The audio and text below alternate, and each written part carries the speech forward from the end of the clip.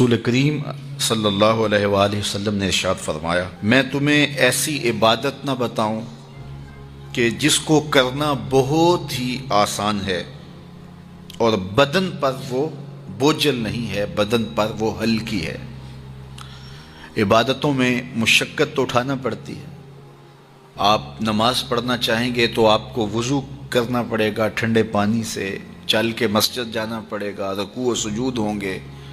روزہ رکھنا ہے تو آپ کو دن بھر کی بھوک کاٹنی پڑے گی، زکوٰۃ دینی ہے، صدقہ کرنا ہے، خون پسینے کی کمائی سے پیسے جدا کرنے پڑیں گے، حج کرنا ہے تو بہت زیادہ مشقت اٹھانی پڑے گی۔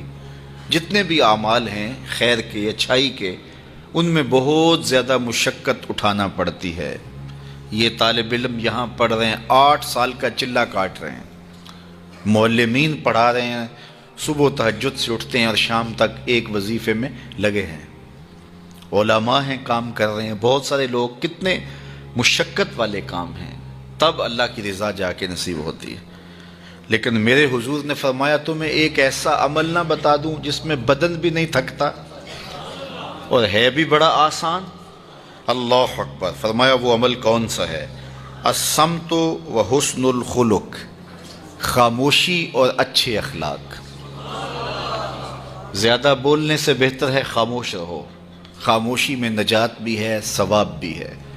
زیادہ بولنے والا جھوٹ بھی بول لیتا ہے، زیادہ بولنے والا گالی گلوچ اور سب و شتم پر بھی اتر آتا ہے، زیادہ بولنے والا کسی کی پگڑی بھی اچھال دیتا ہے، زیادہ بولنے والا غیبت بھی کر لیتا ہے، زیادہ بولنے والا ایسا مزاح کر لیتا ہے جس سے کسی کو تکلیف پہنچے۔ زیادہ بولنے والے سے بہت ساری غلطیاں ہو جاتی ہیں، جو تھوڑا بولے اس سے غلطیاں کم ہوتی ہیں، چونکہ انسان کے زیادہ گناہ جو ہے وہ اس کی زبان کی وجہ سے ہوتے ہیں۔ ایک روایت میں آتا ہے جب صبح ہوتی ہے سارے اعضائے بدنیاں زبان کے آگے ہاتھ جوڑتے ہیں، بی بی تو چپ رہنا، چونکہ بولتی تو ہے اور مصیبت سارے اعضائے بدنیاں کو سہنا پڑتی ہے۔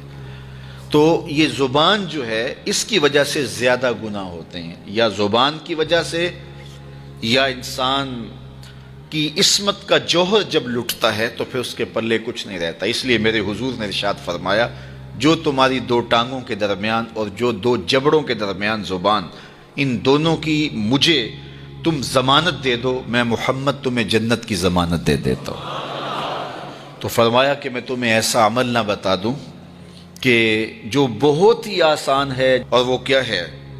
الصمت، خاموشی، وحسن الخلق، اور دوسری بات اچھے اخلاق، رویوں کی خوبصورتی۔ کسی سے ملو تو ہنس کے ملو، کسی سے بات کرو تو لہجے میں نرمی ہو، کسی کی عزت آبرو کا خیال رکھو، بڑے کا احترام کرو، چھوٹے پر شفقت کرو، مخلوق خدا پر رحم کرو، اللہ کی مخلوق پر شفقت سے پیش آؤ، رسول کریم کی امت پر رحم کرو۔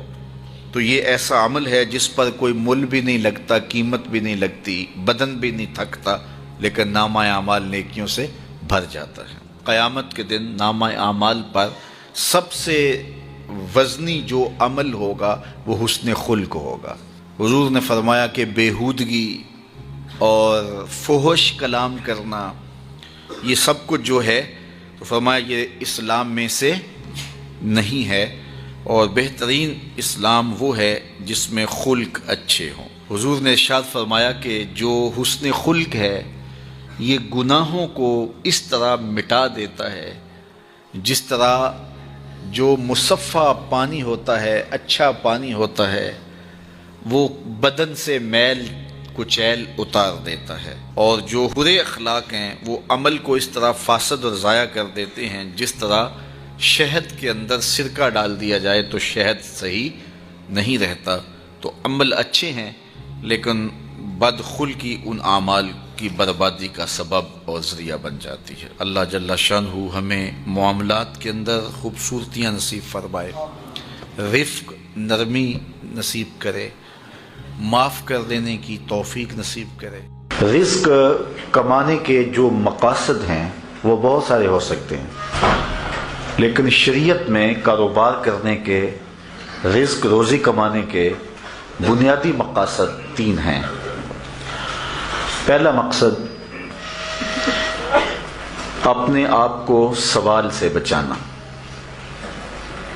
دوسرا مقصد اپنے آپ کو حرام سے بچانا.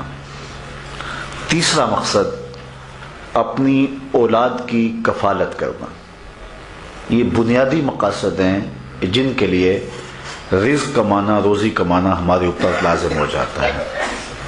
اور اگر آپ کاروبار کو وسعت دے رہے ہیں، ضرورت سے زیادہ کما رہے ہیں، تو اس کے لیے ایک چوتھی نیت آپ کو ساتھ کرنی ہوگی، اور وہ یہ کہ معاشرے کے کمزور لوگ، رشتہ داروں میں غریب لوگ، میرے ہمسائیگی کے اندر جو غریب لوگ ہیں، یتیما ہیں، مساکین ہیں، معاشرے کے وہ لوگ جو اپاہج ہیں، معذور ہیں، کمانے کی صلاحیت نہیں رکھتے، میں زیادہ مال کما کے ان کی کفالت بھی کر سکوں. ان چار مقاصد کو ذہن میں رکھ کر کے جو رزق کمایا جائے گا وہ دنیا نہیں ہوگی، عین دین ہوگا. لیکن اگر ان چار مقاصد کے علاوہ رزق کمانے کا کوئی پانچواں مقصد بھی شامل ہو گیا تو وہ ان چار مقاصد کو بھی دنیا بنا دے گا.